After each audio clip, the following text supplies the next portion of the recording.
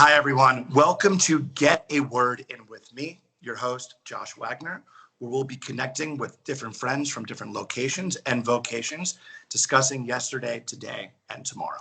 So real quick, before we get into everything, there is a format here.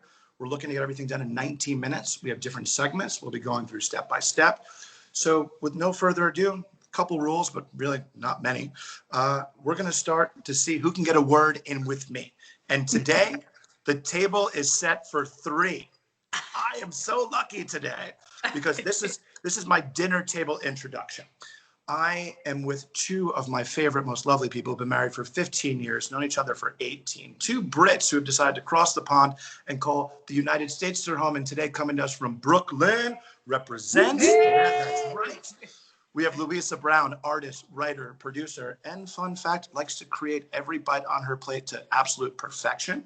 Yes. And we have, I gotta get ready for this. This is like my entering the ring. Right? We have the king of consideration, the bruvna you all wish you had, the dispenser of joy and happiness, cocktail and spirits maven, Mr. Get Involved. Bruv. Colin Asare Appiah. Also, fun fact. Yeah, that's my Mo. Also, fun fact. Played volleyball for England between 16 and 19. No idea. Yeah. What did I miss, guys? What did I miss? Did I cover it all? That's it. You got it. You got it That's all. us in a nutshell. Well done. Well, Louisa and Colin, it is so great to have you here today. And before we start our 19 minutes, I have to verify our friendship. How long have we known each other and the last time we saw each other? Woo! It has been at least 10 years, if not longer. Yep. And the last time we saw each other was Christmas in England. Yeah, Christmas. We all had dinner together, lunch together. We had lunch at Marouche. Yes. Yes, we did. Beach and place, very fancy. It was delicious. It was lovely. Friendship is verified. Now we start the clock. And we're going to start off with a rapid fire question that you guys know nothing about. Start the clock, please. All right. 19 minutes starts now. Get a word in with me. Rapid fire. Colin, what date is your anniversary? 3rd of June. Okay. We're going to do okay today, right? Louisa, this one's for you. How many countries have you and Colin visited together? Oh. Jesus. Like 8. I don't know. Okay. I don't know. Colin. More than 20. More than 20. Oh Argue about it later. Colin, of all the bars you've walked to in your life, what cocktail have you called out the most? The pina colada. Oh, look at the smile on his face as he says it. Louisa, if you were in another profession, what do you think your other career would be? Oh, maybe a dancer. Oh, what kind of dancer? Like a I don't know, modern dance. I don't know, jazz dancer. No, tap. No, I want to be a tap dancer. A tap dancer. This is a question for both of you. Colin first. What do you miss most about living in the United Kingdom? I miss my friends. Oh, yeah. Firstly, that's really the only thing. I miss my friends and my family. And also, I was about to say Ghanaian food, but I get it here. But not like my mum makes, though. Gotcha. Yeah, I would say the same. Friends and family. At this point, yeah, I've got everything else. I'm good. Not your mum's cooking? No. She doesn't have Instagram. We'll be fine. She won't watch. Okay, yeah, it's fine. Louisa, what is a perfect bite? Oh my God, when you've got a meal and everything on it is delicious and you like have it's like music, the little bit of everything to make and sometimes you do 3, one of this and one of this, but you've got to have it down to the last bite has to be perfect. So the last bite that goes in your mouth could be a bit of everything on your plate. And if someone tries to come in and take something and you're like, how are you going to mess up my flow? This is single child syndrome. This is what this is. I'm aware of that. She'll sit there. Amazing. It takes her ages to eat. It does not take me that long to eat at all. So speaking of family, as you said, single family syndrome, my next quick question for Colin. Your father was the chief of where you're from. What entitlements do you have? Sorry? What entitlements do you have? Am I speaking to a prince? I don't actually have... Immunity. I wish I had diplomatic immunity. I don't have any entitlements. What I do have is lots of responsibilities. Yes. Which I am embracing slowly but surely, and in his name, and also to build my legacy as well, the village. It's an amazing opportunity for me and also my immediate family now as well, to give back to the community. It's brilliant. If I can ever join your village, please, it would be an honor to have you as my chief. You will be. To have you as my chief. Next question. We'll be getting involved. Louisa, what was the last good deed you did for somebody? Oh, I just took, during the pandemic, I've been really enjoying, but no, this was just the other day, though, taking groceries to like seniors in the neighborhood. I want to continue that. That's been really fulfilling. Just like being able to, help with that. That's beautiful.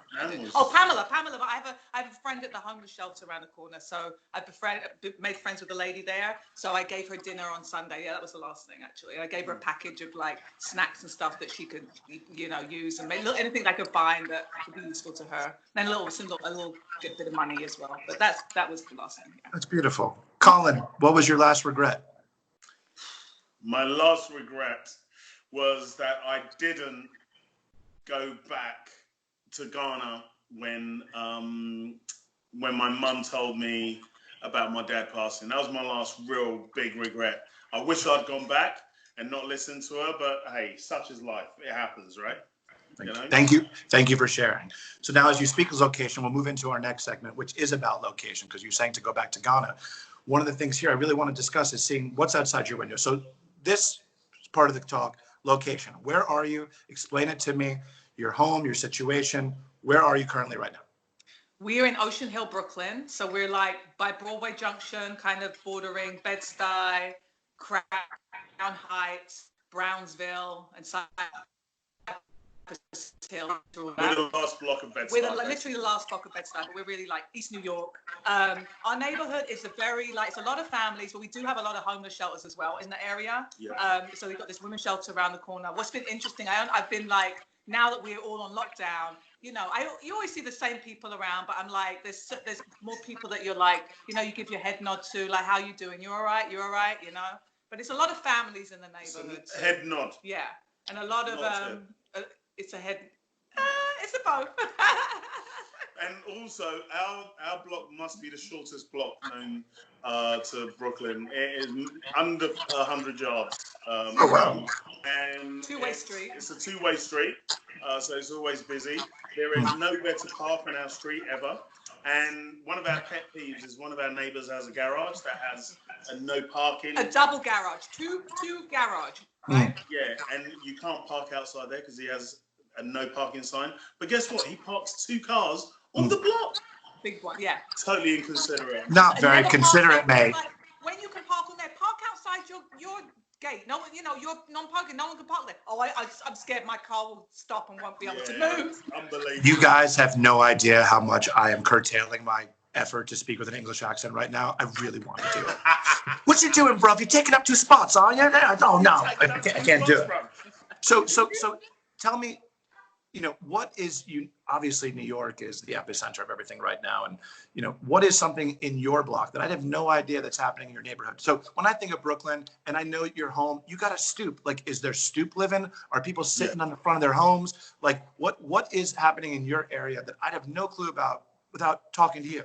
Yeah, we definitely sit on our stoop, especially more so now.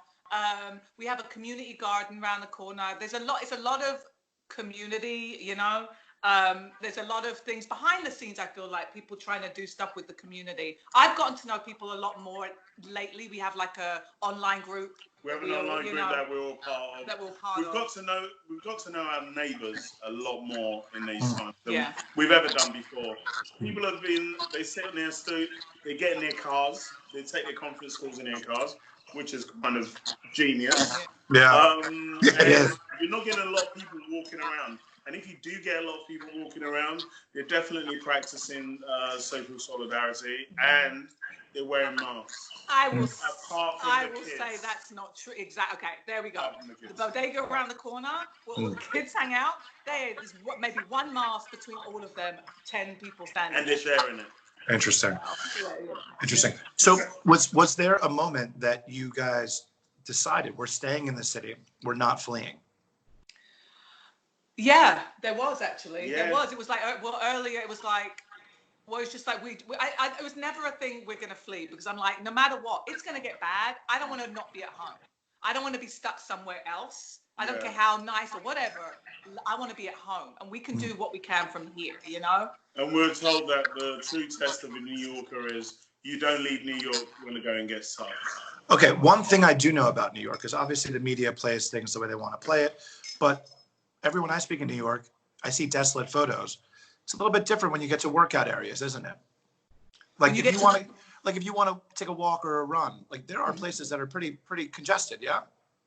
Not where we are. No? Definitely, I say bodega on the corner. Bodega. We're a little, a little out there. But I mean, actually, normally it's busy around here. Well, But normally is a hive of activity. yeah, like the playground is empty. The basketball courts are empty. Yeah. okay. You have your couple of drunks sitting there, like. Because they got no other options. Okay. I won't say they're drunks. That's not a nice thing to say, but people are just Yeah. They got nowhere else to go.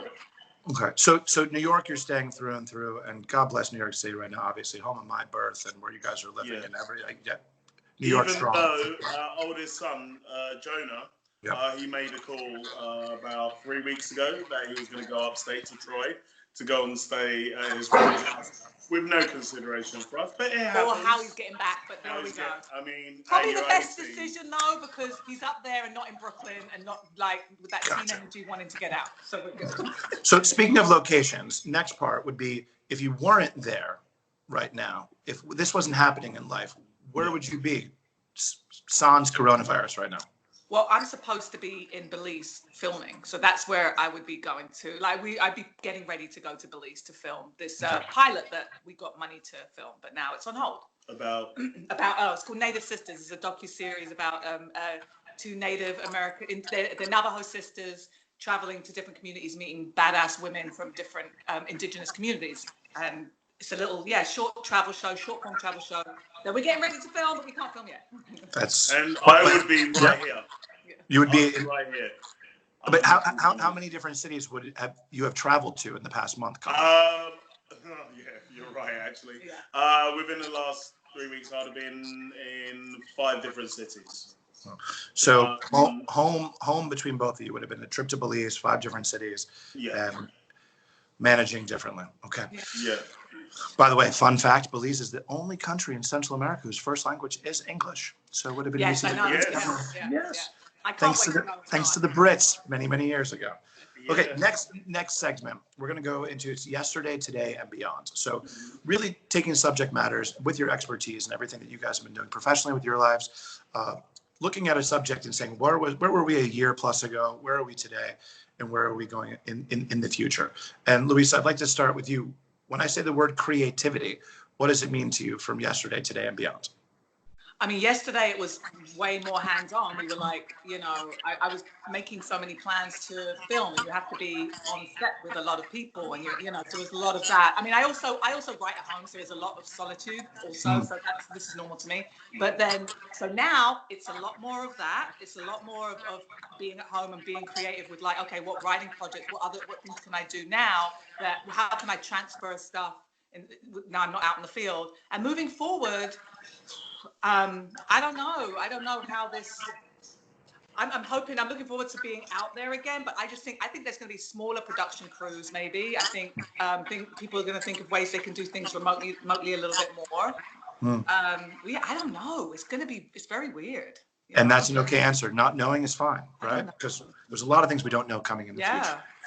Colin, Mr. Get Involved. What does socializing mean to you? Socializing to me. Yesterday, it meant being physically in people's spaces, everyone together.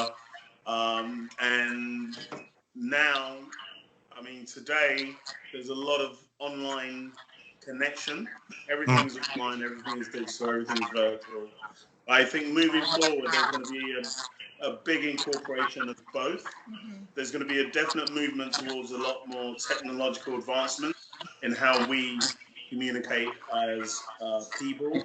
And when it comes to bar culture, which I'm in, I think there's going to be more ingenious ways of people celebrating apart from being in the bar. You can be in a bar but be at home. I think that's going to become a real thing. Get stuff delivered, be part of the party. I think we were watching the growth of someone like D Nice. Yeah, just doing these. quarantine, club quarantines, you know. And I think it's definitely going to be something that continues moving forward in the tomorrow of a very uncertain future. Oh, I for sure look forward to socializing with you both beyond, and you know, the however it may be, but even now brings me joy, and we'll find different means of joy as we move forward, right? As we do right now. Exactly. Yeah, cheers to that. Next one for you, Louisa. With all of these Zoom calls and everything, and all these social calls, it's great to actually be able to see people's faces, isn't it? It's a weird one though. Like, it's busy as like we've never seen before for me. I don't know. It's a lot of like socializing a lot more, you know. But you can also hide in the, you know, you can turn your camera off and down and kind of be there and hide in a meeting. Well, that being said, Louisa, my next question for you for yesterday, today, and beyond, what does community mean to you now? Oh, now community is more than anything, everything. Yeah, what did it mean? What is it today, and where do you think it will go? I mean, community before, it was, we get together with friends a lot. We have people over. I think that's always been a part of who we are.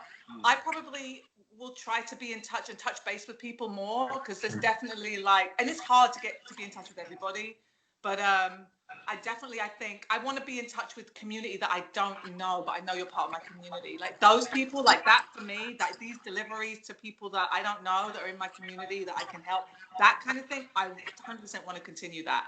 That's growing lovely. Food, community gardens, knowing that we can sustain ourselves with food.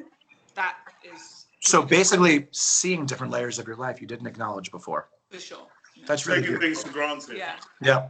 So, Colin, in terms of taking for granted, my question to you is, what is it going to be in terms of interaction and human greeting? Say that again? Interaction or human greeting. Interaction. It's going to be every time I see you both, I want to run to you and give you just the biggest hug. What is that physical interaction to you yesterday, today, and tomorrow? Yeah, it was that. It was that. Now it isn't that, because we're not seeing each other. We're not in everyone's physical space. I think going back, I don't think there's no going back. But I do believe that we're going to find different ways of greeting. I mean, I think that will always be. That will always be. Before we were leaving, that was the last one. That will always be. You guys are the cutest. You guys are the cutest. Come on, we're quite ingenious as human beings, and I think we're going to find new ways. There's a part of me I'm excited for. I mean, right now it's traumatic and it's awful, but there's something that I'm excited for, what the possibilities of what we could be, because we have to change, you know? I'm scared too. This is the time for change, and this is the change that we've been looking for. I agree. The feminine divine, that's the other thing. We are moving into the feminine divine. It's been very, it's been phallic. It's been very like, do this, get everything, do. And now we got to come in. We have to come home. We have to go inside. We have to be with our family. It's all about that, listening to the bird. Cheers. Yes. Do you know something as well? Every person I'm speaking to, they're all saying to us, do you know what? We can hear bird song in our gardens now. We can hear birds in the streets. You could never hear that before in Brooklyn. No. It's a bird song as the sun comes up all through the day. And so let's talk about listening. And the last question I would ask for you both: listening, a lot of it as a parent is a huge thing, right? So what is parenting for you yesterday, today, and beyond? Yesterday they were at the house, so it was like there was a school to go to. Today we are all together every day, all the time. But it's been beautiful. I miss Jonah being here. I'm kind of like, I miss him. You know, I think it's good that he's there and can stretch his legs so, but I do miss him being, so I feel like there's a bonding that we are getting right now, me, Colin, and Otis, and Sterling, that, you know, it's really specific. So Colin and Louisa have 2 boys. So just to share. Yes. We have 2 boys. Yes. Opus is 11, Jonah's 18. Yes. And Jonah he moved over from England 2 years ago, and he's just about to go to college up in Rochester. And, you know, he's been an independent kid for a long time, and, you know, and it's interesting that he's not here physically, but he's here in spirit. Bless him. But you know, parenting to me today, you know, I don't have a child, but seeing all my friends who do, it's very interesting how they can share their moments now more, you know. Yeah, there's definitely a growth that's like, Yeah. Yesterday Otis was more of a kid that I kind of kept him away from a lot more stuff. Now it's kind of like, yo, we're here. Let's talk about this. You know, it's a bit more like that now. It's a bit more. We're on a bit more of a level. I think he's 11 as well, moving in. He's an old soul too, you know. Yeah, he understands a lot more. Have you think, you know, moving forward, will your parenting techniques or philosophy change at all moving forward? Probably, because I think everything's changing, and I don't know what that will look like. But yeah, I think I would say so. I think there's definitely that more sense of openness. Yeah. And sharing. Trust. And trust. We're going to play more into our style of parenting than they do. Beautiful.